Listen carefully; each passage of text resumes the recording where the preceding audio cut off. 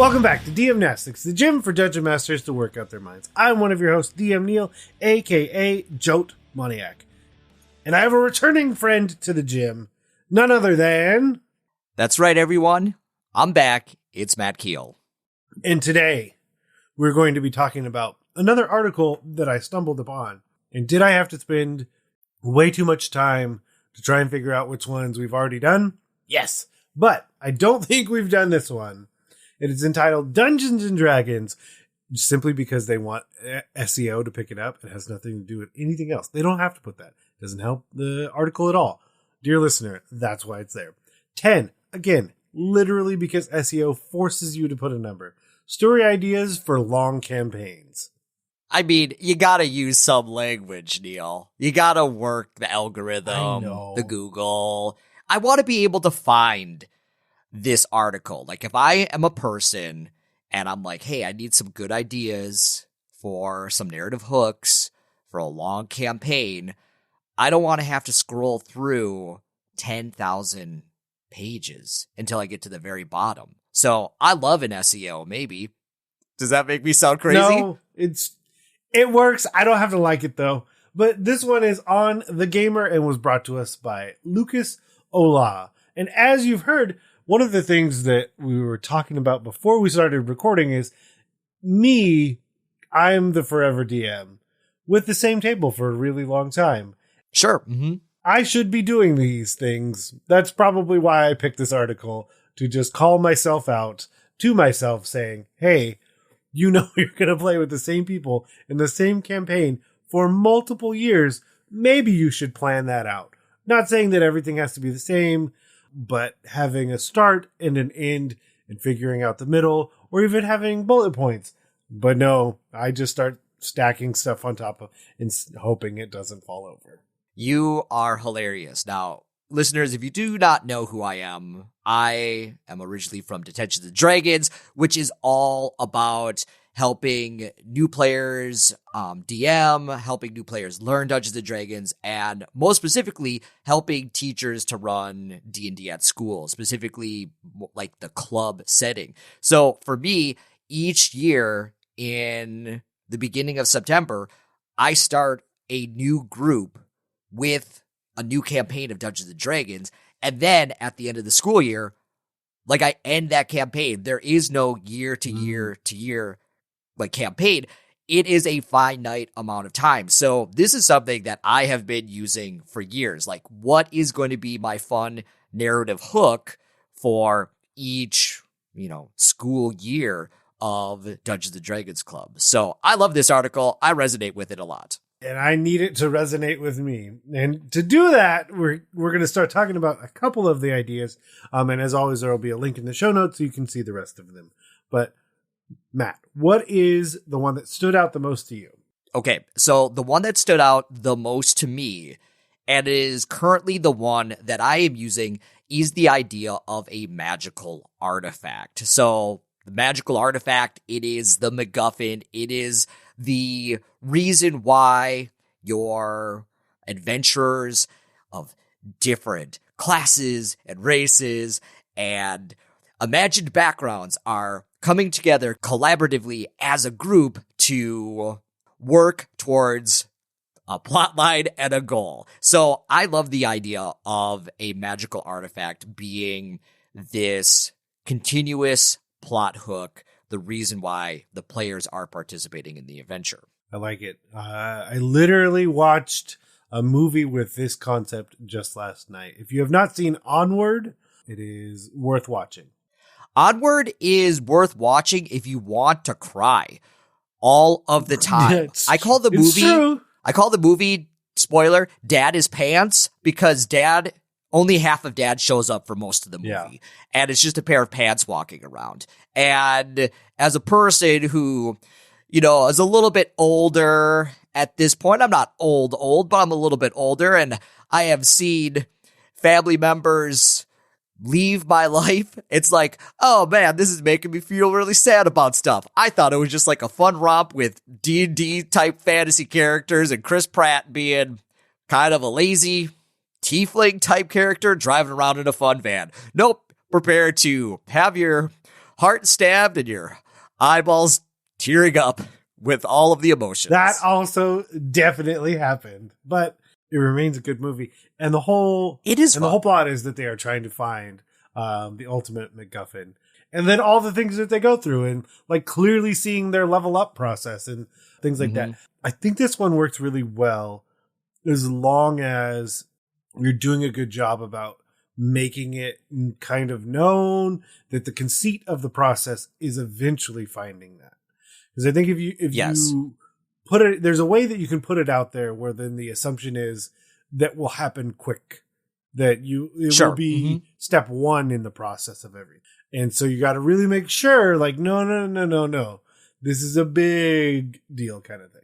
This is a big campaign. Yeah. Now, one technique that I used, and I definitely did not create this plot line, but what I did, which I thought was kind of like a fun twist, was the group of characters at the beginning of campaign, they meet up with a mysterious figure in a tavern. And since it's school, it's a non-alcoholic tavern that just sells milk and soda and things like that. But they meet up in a tavern and they need to recover this magic item called the Odin Sphere, which is just a video game made by Vanillaware. I've never played it, but the MacGuffin sounded like it was kind of a cool thing. So the characters have to recover the Odin Sphere. So number one, that's their goal. And I can add all sorts of different like adventures and kooky characters that they can meet along the way and different challenges.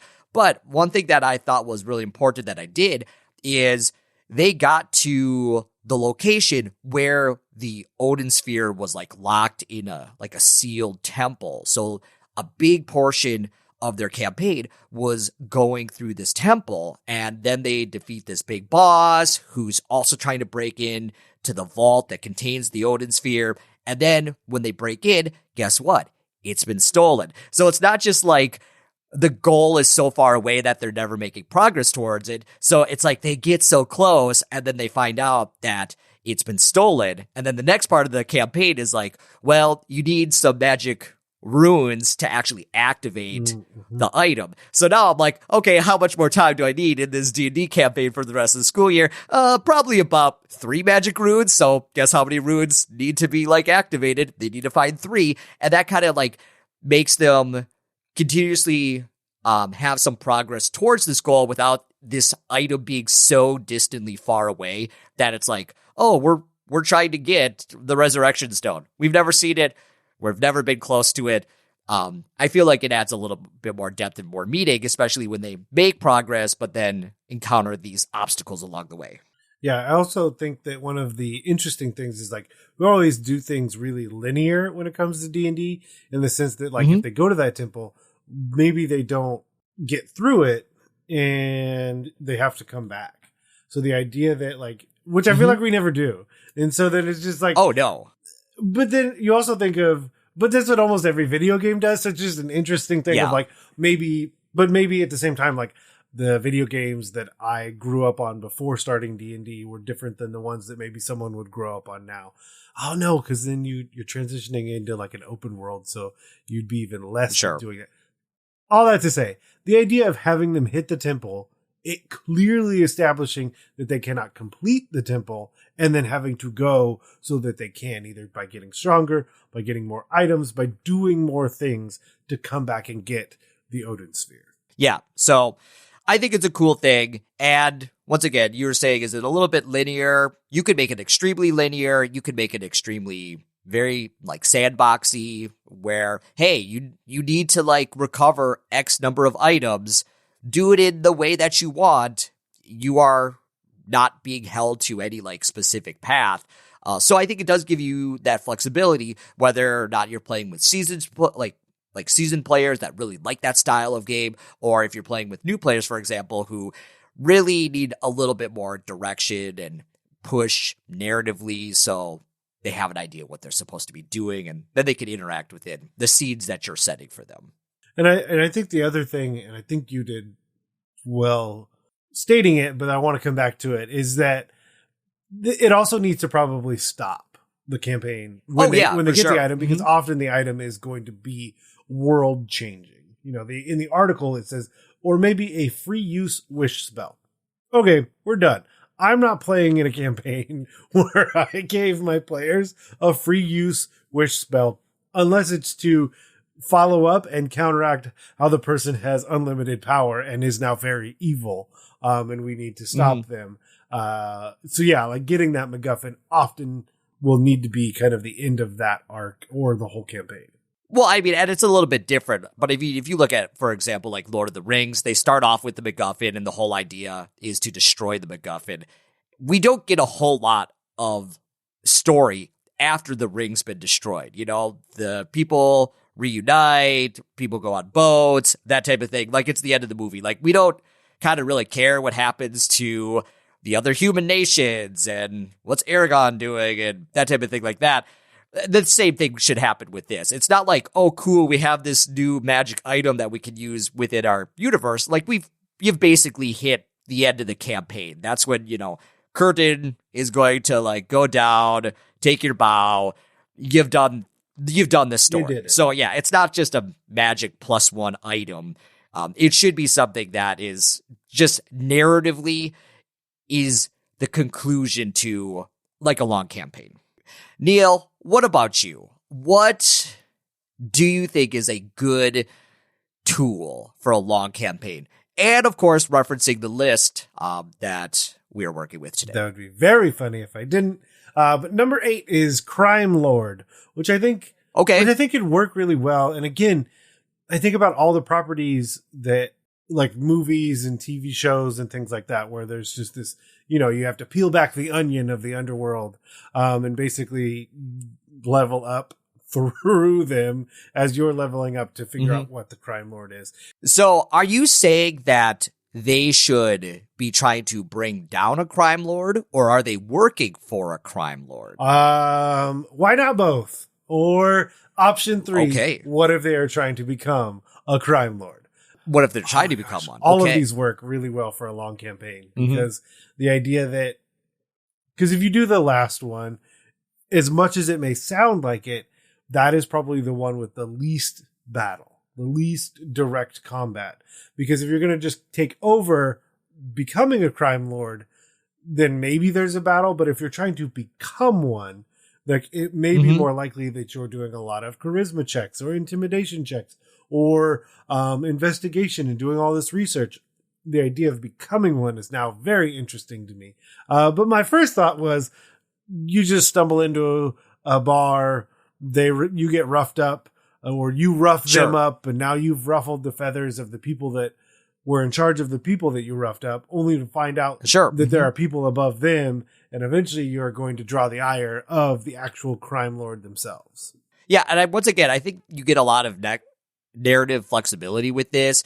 For example, if you really wanted this to be some sort of like battle-based turf war where you're constantly getting into these street fights, that type of thing like that, you could do something like that. You could have a variation where now this is some sort of stealth mission where maybe they are trying to recover certain items from a rival faction, that type of thing like that. Or you could be sort of like big dinner party, try to build these relationships with other crime lords to create different factions. So once again, I think it gives you a lot of flexibility in the type of story that you want to play and also the type of story that your players want to participate in.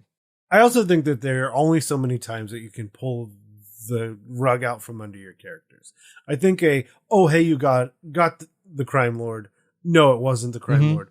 That's only going to play one, at most 2 times, in my opinion. I think if it's just constantly like, no, that will get old. Oh my God. I would lose my mind if it was like, oh, you brought down Don Corleone. Just kidding. There was Super Don Corleone over there. I mean, I guess maybe you're almost getting into a Luffy You've taken down scenario. Super only to find out that behind him is Mythic. Oh, yes. So, yeah, you're right. People will start distrusting you as a DM if you are always pulling the rug out from underneath them with a different big bad that was actually behind things. So, yeah. Yeah. So I think kind of a classic trope, and I think figuring out how it works best for your for your players and campaign that you want to set up is having, let's say it's a mayor or political figure in your campaign, only to find out that like you get to them, but no, it's some, dark, because it's Dungeons and Dragons, some darker malevolent force that is then behind them. I think that that's a pretty solid twist because it can lead you to, depending on how high level your campaigns are, it could lead you to the Underdark. It could lead you to another plane entirely and those sorts of things, but not then having, only to find out it was this deity that was pulling the strings of them. And maybe that's okay too. But I just don't, so many rugs before they're just laying on the ground saying, leave me alone. Stop telling me lies. I 100% agree with you on that one. So there you go. Crime Lord. Okay. So if you look back through this list, so we've kind of broken down two pretty decently, but what is your honorable mention? Okay. Honorable mention, Neil. I think for me, I don't know why I'm obsessed with this. A good old fashioned curse, like a big curse that needs to be broken. Okay. I like it. I think it resonates with my love, which is a controversial statement, of Castlevania 2 Simon's Quest. Have you played this game before? Yeah, but not yesterday. Oh, yeah. It's been a hot second since this game has been out. And it has, to my knowledge, never officially been remade because the game is crazy. The characters, I think most of the characters lie to you, but there's no way to tell that the characters are lying to you. The game sounds like it might be like poorly translated, but in fact, like the clues are just so cryptic, you'll almost never figure out anything. It is a game that was, for all intents and purposes, designed to be played with Nintendo Power because you just have to like randomly duck at a wall and then a tornado picks you up somewhere. But anyway, one of the cool things about Castlevania 2, I believe Simon's Quest, is that it is the sequel to Castlevania, and somehow when you kill Dracula in the first one, he gets cursed, so he has to bring back Dracula and then kill Dracula to break the curse. And I love the idea of like a curse that is doing, it's like, it's cursing you to death, or maybe it is like a curse that transforms you. Maybe it's like for example, like a werewolf curse, or I recently just had like a game. It wasn't exactly curses, but you could get these curses on this one mission where it would slowly turn you into a tree. And if you got affected by too many curses, then you became a tree permanently. And that was like a big sticking point with these characters that are fighting this plant wizard. So I love the idea of the curse because it really makes your characters do a thing, because there's always going to be some big bad or some sort of like artifact MacGuffin that's causing the curse. They have to pursue that thing. And if they don't, then they succumb to the curse. So I love characters being put at a disadvantage because oftentimes we like to roll our characters in D&D with like all 18s and 117 for a stat and folk hero background and no flaws. So like to go into a campaign with some sort of disadvantage, and also for some sort of incentive besides I'm an adventurer and I want to see the world and get gold. I think it's cool to have something like that. I like it.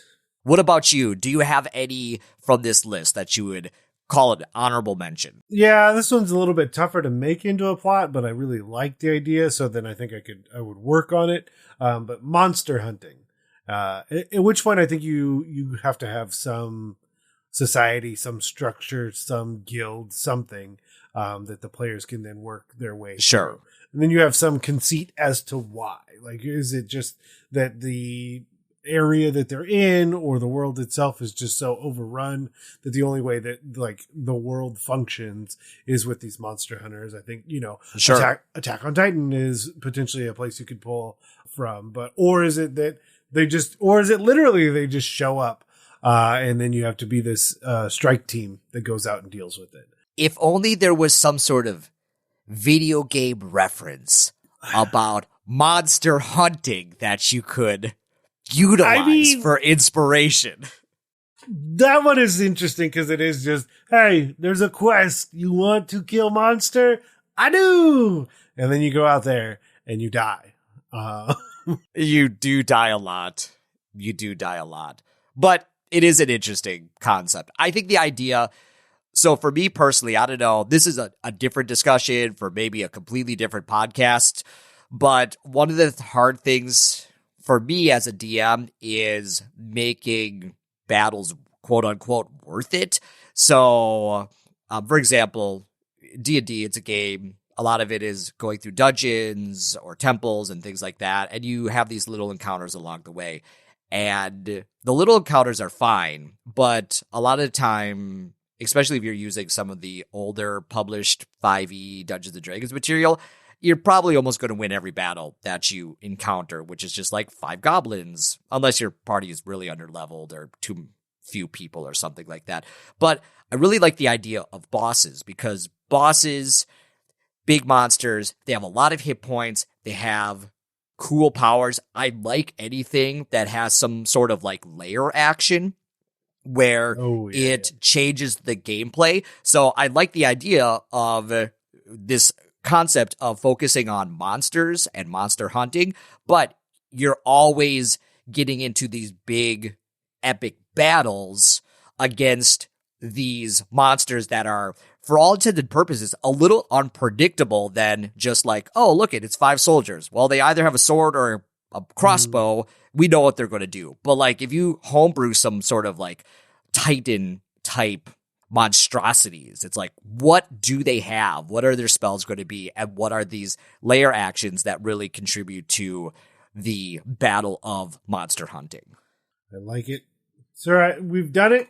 We've done it. And if you want to let us know, either of us know, about the long-running campaigns, the ideas that you have, you can always email us at dmnastics@gmail.com. And of course, you can head over to Twitter, where you can find us at DMS_block, me at JoteManiac. And of course, everything else on the network is at blockpartypodcastnetwork.com.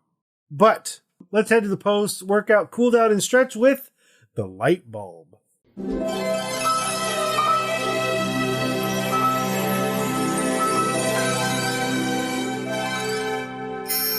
Light bulb. So, Neil, we're in the post-workout. It's been a while since I've been in the gym. I've been working out. I need some ideas. What do you got for me today?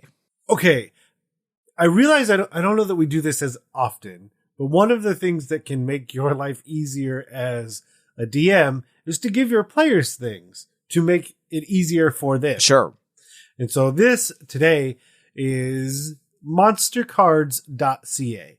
So originally I had found a link to some printed monster cards specifically for the beasts in the SRD. Because one of the most common things that happens is I transform into, I summon this. Mm-hmm. And I don't know what that means because, surprise, surprise, I do not have the Badger stats just in my brain ready to go. So the idea of having in the same way that like having the wizard or a player that is only recently playing a wizard having spell cards instead of thumbing through an alphabetical, not spell level broken down list inside of a book, or searching a website and having to type it in every time. Having these cards available specifically for your druid player, I think is an absolute must. I think it's just convenient, regardless of how long the person has been playing, but obviously it gets a little bit more helpful if they're really new.